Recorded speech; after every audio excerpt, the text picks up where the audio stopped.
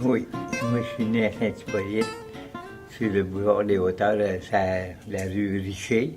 OK. Puis vous avez grandi toute votre enfance à cet endroit-là? On a resté 5 ans là, puis après ça on a monté à Saint-Hippolyte, dans le rang 8, sur le boulevard des Hauteurs. Là. OK. Nous autres, on est 11 enfants. OK. Et puis, vous aviez une ferme? Vous étiez sur une ferme? Oui, mon père il avait une ferme, puis il faisait du bois, puis on allait à l'école Durand. OK. Et c'était situé où, cette école-là? Au coin de boulevard Mont-Roland, puis boulevard des Hauteurs. OK. Où est-ce qu'on reste, là? OK. Vous êtes né... Est-ce que vous êtes né à Saint-Hippolyte? Je suis née à Saint-Janvier. OK. On appelait ça le rang du Nord, nous autres, anciennement, mais c'est le rang Victor aujourd'hui, à Saint-Janvier. OK.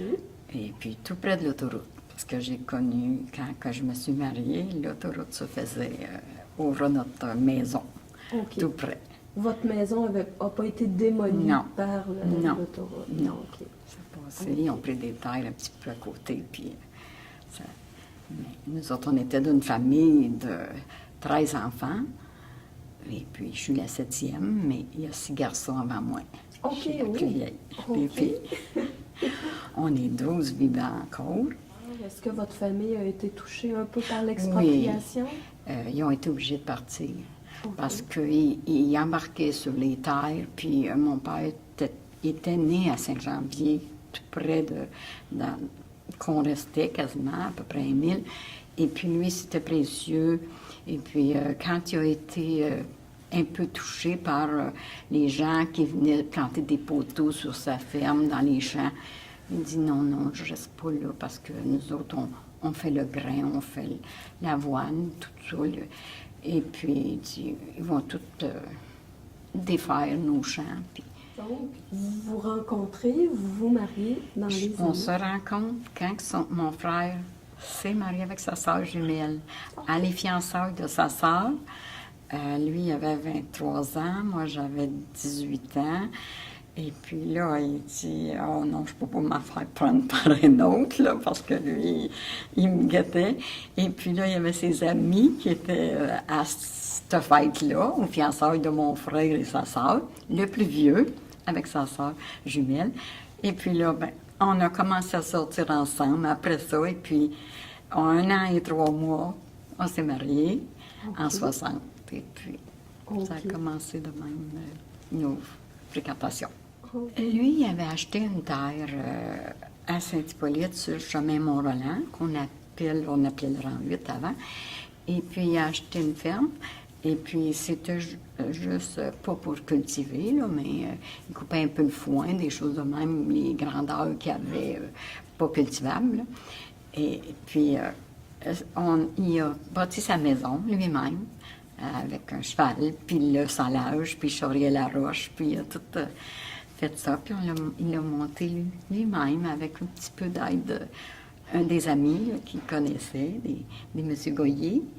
Et puis, il a construit toute la maison. Puis, quand on s'est mariés, il était presque fini au complet. Puis... au début des années 60, vous avez fait de la glace. Oui. OK.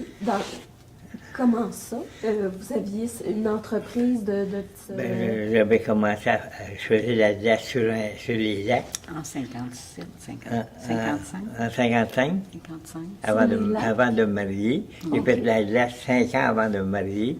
Puis 5 ans après qu'on était mariés, qu'on vendait des gros cubes de glace qu'on faisait sur les lacs. On mettait ça dans une grange avec du brin de scie alentour.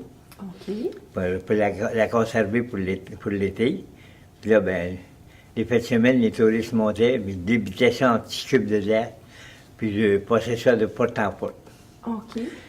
les gens n'avaient pas nécessairement l'électricité? Non, il n'y avait pas de souci, puis il n'y avait pas de frigidaire. Ben, on arrivait, on grattait la linge, on ôtait la linge, puis là, on avait des scies à main, là. Mais moi, j'avais une scie avec un moteur, avec une grande scie ronde, là, de ça d'autre, là, sur une brimballe. Puis là, ben, on l'allumait, puis on mettait dans la glace, là, je m'en allais, je faisais des travaux.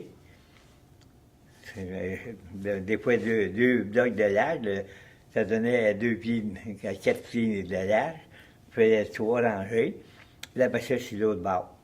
Puis là, ben, on finissait ça à la main, avec une scie à la main. Parce qu'on ne pouvait pas aller au fond, ça avait 2 pieds et demi d'épais. Puis la machine, elle coupait à peu près 12-14 pouces d'épais. Puis là, on avait une barre de fer.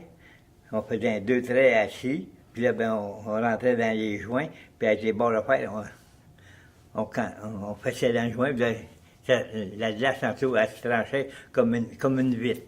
Okay. Ça cassait bien, puis tout ça. Puis... Après ça, ben là, les chevaux arrivaient, on pognait ça avec des pinces à glace, puis on embarquait ça dans les silés. Les silés, les autres, ils faisaient à peu près 1,5 les chevaux, puis ils charriaient ça à la grange. Puis on l'entreposait dans ça. Il y en avait 2 qui travaillaient là. Ils mettaient la glace, mais ils paquetaient du brin de on montait un rampe, un autre rampe. Puis plein des amis qui venaient voir ça. Puis ils venaient pour m'aider, pour rien. Sortir la glace de l'eau, parce que ça flotte sur l'eau. Mais elle sort rien de 3 pouces. Là, il fallait la canter sur le bord, à la drette. Puis on prenait des pinces plus longues. Puis là, on la soignait. Puis là, ben, on la montait sur le bord. Un d'une main. Oui, la pression de l'eau a monté. Quand on manquait notre coup, des fois, on tombait sur le bord, on se mouillait. C'est Hippolyte, là, quand on a des paysages merveilleux, puis des lacs, c'est beau, c'est beau. Moi, dans les montagnes, là, je ne partirais plus de Saint-Hippolyte. Ça fait 57 ans qu'on est ensemble, puis... c'est comme, pour nous autres, c'est comme les premières. Non, je sais pas. C'est comme si on était à 30 ans, quasiment, pour nous autres. C'est pas ça n'a comme pas changé pour notre vie, mais c'est loin en arrière pour quand on pense les années.